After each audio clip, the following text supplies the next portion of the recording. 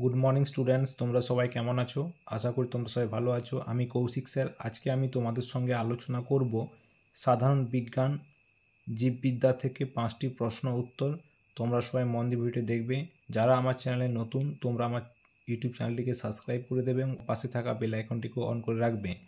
আর যারা আমার এই ভিডিওটিকে ফেসবুক পেজ থেকে দেখছো তোমরা আমার পেজটিকে ফলো করে রাখবে। চলো কথা না বাড়িয়ে আমি আমার ভিডিওটি শুরু করছি। একটি নাসারন্ধ্রযুক্ত প্রাণী হল তিমি, কচ্ছপ, পাইথন, হাঙর। সঠিক উত্তর হবে তিমি। কচ্ছপ, পাইথন এবং হাঙরের একাধিক নাসারন্ধ্র বর্তমান।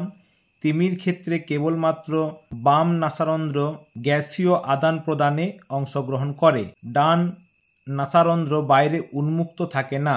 পরের প্রশ্ন দেখো, মূল, কাণ্ড ও পাতায় বিভেদিত নয় এমন উদ্ভিদ হল টেরিডোফাইটা, ব্যক্তবীজী, গুপ্তবীজী, শৈবাল। সঠিক উত্তর হবে শৈবাল।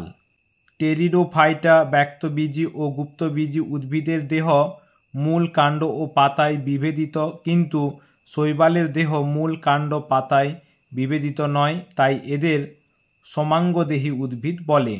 এর পরের প্রশ্ন দেখো, নিম্নের কোন প্রজাতিতে বহুরূপতা লক্ষ্য করা যায়? গিরগিটি, মাকড়সা, গরিলা, পিঁপড়ে। সঠিক উত্তর হবে পিঁপড়ে। পিঁপড়ে প্রজাতির মধ্যে কাজের ভিত্তিতে বিভিন্ন প্রকারের শ্রমিক পিঁপড়ে একত্রে বসবাস করে। এর পরের প্রশ্ন দেখো, কোনটি আদ্য প্রাণী নয়? Hydra, euglena, amoeba, paramecium. সঠিক উত্তর হবে হাইড্রা। আদ্য প্রাণী একটি মাত্র কোষ দ্বারা গঠিত। হাইড্রা একটি বহুকোষী প্রাণী। এর পরের প্রশ্ন দেখো, নিম্নের প্রাণীগুলির মধ্যে কার দেহে সর্বাপেক্ষা কম দেহখণ্ডক আছে? ফিতাকৃমি, কেঁচো, চিংড়ি, আরশোলা। সঠিক উত্তর হবে আরশোলা। ফিতাকৃমি, কেঁচো ও চিংড়ির দেহখণ্ডকের সংখ্যার তুলনায় আরশোলার সর্বাপেক্ষা কম দেহখণ্ডক যুক্ত হয়। তাহলে আজকে এইটুকুই।